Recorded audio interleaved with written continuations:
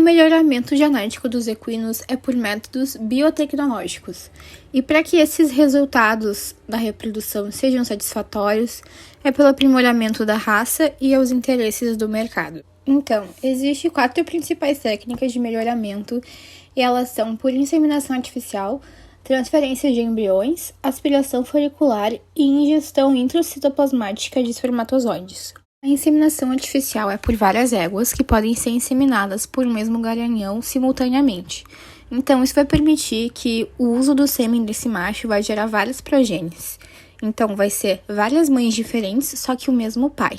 A inseminação artificial, ela traz benefícios, e alguns deles é pelas possibilidades do uso do sêmen fresco, resfriado ou congelado. E, por fim, permite aprimorar geneticamente a criação, porque são animais usados com as principais características de interesse. O segundo método é por transferências de embriões. Isso consiste numa fêmea que vai doar embriões para outras éguas que vão receber esses embriões.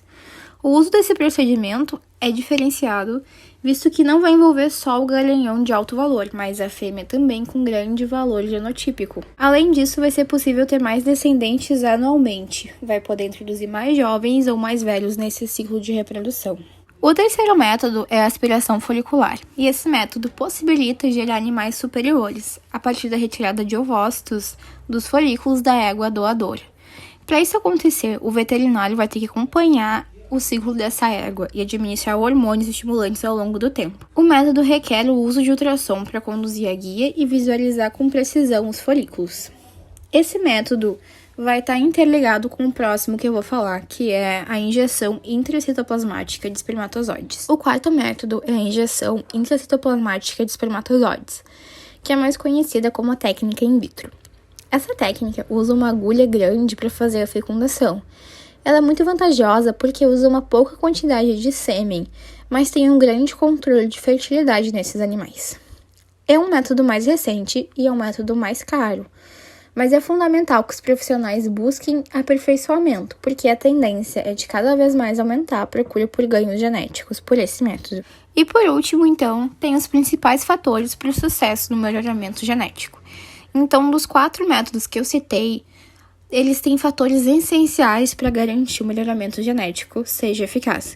Então, alguns deles são a boa higienização, a detectação correta do cio, o manuseio correto da fêmea, boas características do sêmen que vai ser utilizado, que ele seja fresco, resfriado ou congelado, que tenha um controle sanitário específico para os animais envolvidos nesse processo, que os animais envolvidos tenham bons números na idade, no score corporal, no histórico reprodutivo e a fertilidade das éguas também. Sobre os caprinos, o melhoramento genético é utilizado para o aumento dos parâmetros de ganho de peso, conversão alimentar, rendimento de carcaça, produção de leite e melhor precocidade sexual.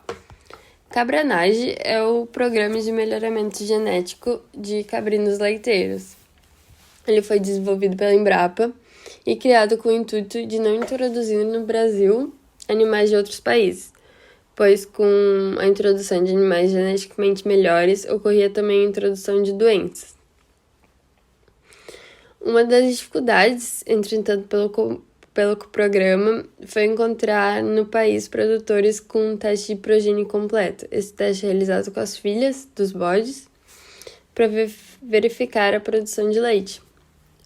Trata-se de um procedimento demorado para o qual é preciso ter dados e muitas vezes na propriedade se perde a identificação do animal, perdendo assim todo o trabalho de melhoramento genético realizado. O Brasil tem uma vasta diversidade climática. Os produtores, então, são desafiados a estabelecer seus sistemas de produção. As raças que se adaptam bem a países de clima temperado podem ter uma produtividade restrita em outras condições. Então, para não arcar com custo de produção muito elevado e garantir um bom desempenho, os produtores optam por animais de produtividade menor, mas com boa capacidade de adaptação, como é o caso das raças ebuínas, que não foram selecionadas para a produção de leite, mas respondem bem ao clima brasileiro. Sendo assim, os benefícios do melhoramento genético para os bovinos de leite são aumento da produtividade, porque é possível realizar testes genômicos com foco no interesse econômico, Melhor qualidade do leite, porque com isso conseguimos obter animais com melhores características de maior produção de leite e sólidos, além de aspectos como saúde e permanência no rebanho por mais tempo, impactando diretamente nos resultados obtidos pelo produtor. Redução dos custos de produção. Os produtores podem ter uma significativa redução de custos com a escolha de animais mais produtivos, eficientes e saudáveis. E, por fim, produção em menor tempo. Os coelhos hoje em dia são utilizados principalmente como pets. No entanto, a comercialização da sua carne vem crescendo cada vez mais. O principal melhoramento em raças utilizadas como pets é a sua docilidade e a pelagem, tendo como principal foco a diminuição da soltura de pelos onde o animal vive. Essas características são provenientes principalmente do cruzamento de raças, sendo importante serem cada vez mais melhoradas. Já no uso de coelhos para obtenção de carne, o melhoramento visa principalmente na qualidade da carne e o menor custo para o criador no tempo de desenvolvimento do animal. Isto porque, quanto menor for o tempo de desenvolvimento dos filhotes, menor será o custo para o criador. Alguns métodos de melhoramento são utilizados em coelhos. São eles: cruzamento simples, cruzamento rotacionado e cruzamento de 3 vias. No cruzamento simples, as fêmeas da linhagem A são cruzadas com os machos da linhagem B, onde seus descendentes são utilizados como engorda e venda de carne. No entanto, é a menos utilizada em coelhos. O cruzamento rotacionado é utilizado com 2 ou mais linhagens, onde a fêmea obtida em um cruzamento são cruzadas sequencialmente com seu pai. Nesse cruzamento, os machos são destinados à carne e as fêmeas para a reprodução. No cruzamento de 3 vias, os mais utilizados em coelhos, as fêmeas obtidas em um cruzamento são cruzadas com outra linhagem ou raça, dando origem à linhagem ABC. Os machos são descartados e as fêmeas aproveitadas para a reprodução. Na Expo Inter de 2022, o grande campeão e campeã são da raça Gigante de Flandres e são provenientes da conicultura de 2 irmãos. A dupla tem entre 7 e 8 quilos e devem ser utilizadas como reprodutores. No melhoramento genético de frangos de corte, várias pesquisas são realizadas a fim de identificar linhagens com características superiores em relação às outras.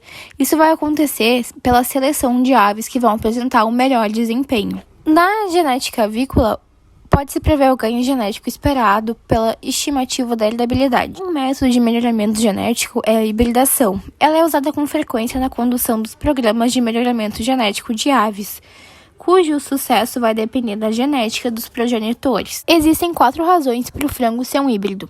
A primeira é a obtenção de heterose. A segunda é a complementariedade de características produtivas. A terceira é a especificidade. E a quarta é a segurança do patrimônio. Então, eu vou começar falando sobre a heterose. A heterose é a superioridade nos parâmetros produtivos da progenie em relação às raças ou linhagens puras que lhe deram origem, então em relação aos pais. A complementariedade pode ser entendida quando uma linhagem completa a outra em um parâmetro específico. Um exemplo disso é quando o macho é eficiente em ganho de peso, eficiência alimentar e conformação. Essas características a fêmea não tem. Então, o macho vai complementar essas características na hora do cruzamento. E a especificidade é entendida como ganho genético em uma característica específica. E por último, a segurança do patrimônio genético quer dizer que apenas os animais híbridos vão ser comercializados. Isso vai garantir o investimento realizado pela companhia que faz o melhoramento genético deles. Sobre os ovinos, na ovinocultura, as principais características a serem trabalhadas por meio do melhoramento são relacionadas à produção e variam com o tipo de atividade desenvolvida. No criatório, produção de carne, leite ou lã. Um ovino pode ter um melhor desempenho em termos de precocidade por influência da maior habilidade materna da sua mãe, ou ainda por menor suscetibilidade a problemas sanitários. Ovinos resistentes oferecem várias vantagens. Eles não têm o seu desempenho prejudicado pelos eumintos. O seu ovinocultor reduz os gastos com os medicamentos para controle de parasitas, além de diminuir a mortalidade pela doença, né? A resistência venenosa é uma característica com heredabilidade média, justificando ser incluído em um programa de melhoramento genético, dada a sua importância. No Brasil, a produção de carne ovina é o ramo mais importante da ovinocultura. Entretanto, a produção leiteira e a produção de lã também estão presentes em algumas regiões. O melhoramento genético para bovinos de corte traz diversos benefícios para a produção. A técnica permite aprimorar as características de crescimento dos bovinos, aumentando assim a eficiência de ganho de peso. Dessa forma, os custos de produção são reduzidos enquanto se acelera o tempo para o abate. Além dos benefícios listados, o melhoramento genético traz outras vantagens que impactam a produção de carne, como padronização do rebanho, melhor controle sobre os dados dos animais, redução e controle sobre doenças sexualmente transmissíveis e melhor desempenho e resistência dos bovinos, entre outros. Os pôneis são utilizados principalmente como animais de estimação e na iniciação de crianças na equitação. Seu melhoramento genético é muito parecido com os dos equinos normais. Na Expo Inter, a raça mais presente era o pônei brasileiro, que se originou do cruzamento das raças Shetland e Falabella. Os filhotes nascem com 30 ou 40 centímetros e os animais adultos têm de 80 a 90 centímetros de altura. Com uma longevidade de até 30 anos, um pônei com uma boa genética pode custar até 150 mil. Pesquisadores da Unesp identificaram um gene presente principalmente em pôneis da raça Mini Horse, que é responsável pelo nanismo, capaz de levar à morte e diversos problemas em equídeos. Os pesquisadores patentearam um teste capaz de identificar o genótipo responsável pelo nanismo, que será importante na orientação dos acasalamentos de animais destinados à reprodução, podendo diminuir a prevalência e a ocorrência de nanismo, favorecendo o bem-estar animal nas criações de pôneis.